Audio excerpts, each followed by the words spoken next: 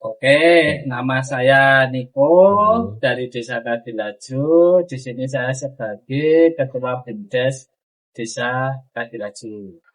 Kalau usaha BUMDes Desa Kadilaju ini terkait dengan bebek petelur yang didirikan pada tahun 2025 di bulan 10 tanggal 10 itu baru dimulai. Jadi ini untuk peternakan bebek petelur yang ada di Desa Kadilaju sudah kurang lebih bertahan hampir 1 tahun. Ya, siap. Latar belakang kenapa mengambil di usaha bebek petelur karena di sini memang banyak sekali yang memiliki sawah. Dan di situ banyak sekali yang masih melakukan pelihara bebek dengan cara angon ke sawah. Nah, di sini kita membuat terobosan menjadi bebek petelur yang kandang. Dan setelah adanya BUMDes merintis di bebek petelur kandang, banyak sekali asumsi masyarakat yang ingin mengikuti usaha BUMDes tersebut. Dan di sini juga sekarang di Desa Kadilaju sendiri sudah banyak yang mendirikan usaha bebek petelur mandiri.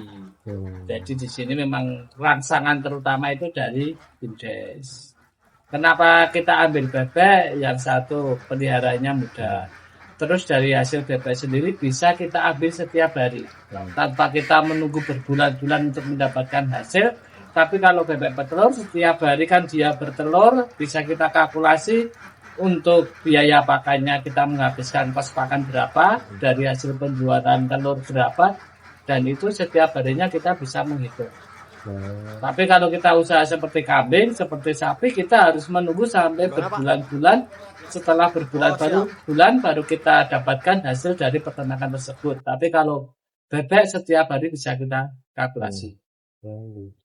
Untuk kandang ini kita desainnya mandiri.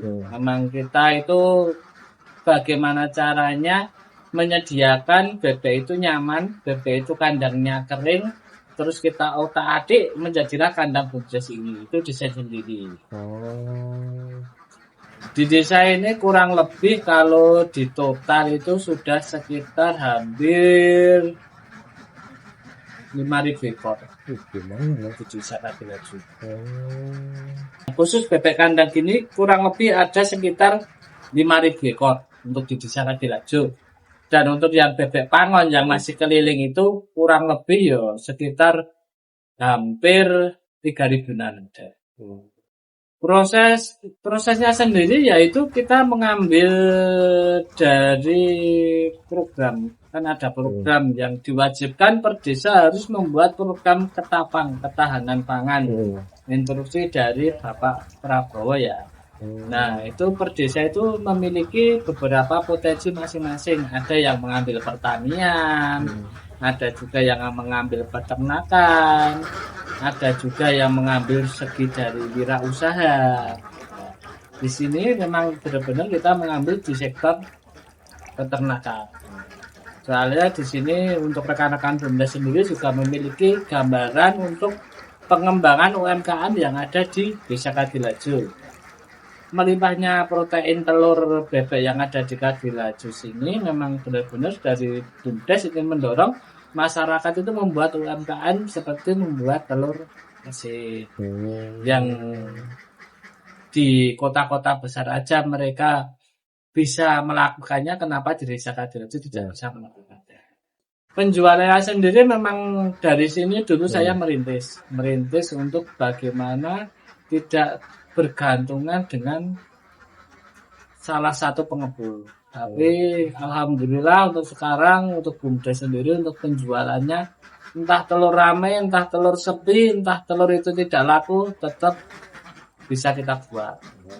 Pemeliharanya itu juga enak. Setiap pagi itu tinggal kasih makan, ngambilin telur, bersihin kandang, sama setiap 1 minggu sekali kita kasih vitamin, setiap 2 hari sekali kita kasih sekam, dan untuk sore tinggal kita nambah pakan lagi dan bersihin untuk air minum. Dan itu selesai. Kesulitannya sendiri itu biasanya kalau bebek itu sudah terkena penyakit seperti mata biru. Kalau terkena penyakit seperti mata biru itu memang untuk segi penanganannya memang ekstra. Karena itu salah satu penyakit yang benar-benar menular dan menjadikan bebek itu tidak akan bertelur. Kalau dibilang pas namanya usaha itu kan naik turunnya Mas. Di saat kita rame itu dalam waktu kurang lebih 5 bulan kita bisa menyisihkan uang kurang lebih 70 juta dari hasil usaha ini. Tapi karena ini harga telur baru susah, harga telur baru turun, sedangkan harga pakan ini saat ini melambung tinggi, ini kita hanya bisa bertahan terlebih dahulu. Untuk harapan saya untuk usaha bebek ini ya tetap kita bisa berkembang. Jadi kalau usaha itu bisa dibilang jangan nanggung-nanggung. Kita besarkan, kita kembangkan, bagaimana kita bisa menyuplai UMKM yang ada di Desa Kadilajo dan membawa nama baik Desa Kadilajo menjadi salah satu pusat UMKM, salah satu contohnya telur asin yang terbesar yang ada di Lombok. Suka dan dukanya itu ya tergantung dari segi pakan. Untuk saat ini, untuk 1 bulan ini, pakan itu hampir 40.000 per sak dalam 1 bulan ini. Jadi memang itu memang benar-benar menjadikan para peternak itu memang kesulitan untuk menghitung kos pakannya sendiri dengan hasil telur itu tidak sesuai. Makanya kan sekarang di Jawa Timur sendiri juga banyak para peternak ayam petelur yang mengeluh tentang melonjaknya harga pakan karena di sini pakan masih ketergantungan dengan salah satu bahan yang itu diimpor dari Cina atau mana itu. Jadi itu salah satu bukan yang menjadikan pakan itu menjadi langka dan mahal.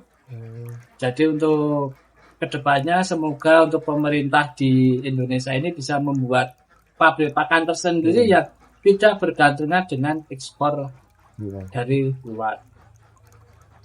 Jenis bebek di sini lokal Sukoharjo. Lokal Sukoharjo di sini. Jadi belum bebek silangan ya, si lokal Sukoharjo sini. Kenapa milih itu? Karena itu ya tergolongnya bebeknya itu tahan dengan penyakit. Keduanya bebek itu masa bertelurnya juga lumayan panjang dan untuk telurnya sendiri itu tidak usah nunggu berbulan-bulan untuk telur itu cepat banyak. Untuk anak muda pokoknya jangan patah semangat, tetap berusaha, jangan anggap sepele tentang kita bertani maupun beternak. Yang penting kita jalani dan nikmati, terutama kita harus bisa memiliki rasa suka, rasa senang terhadap yang kita lakukan. Segala jenis usaha yang kita lakukan pasti akan ada hasilnya.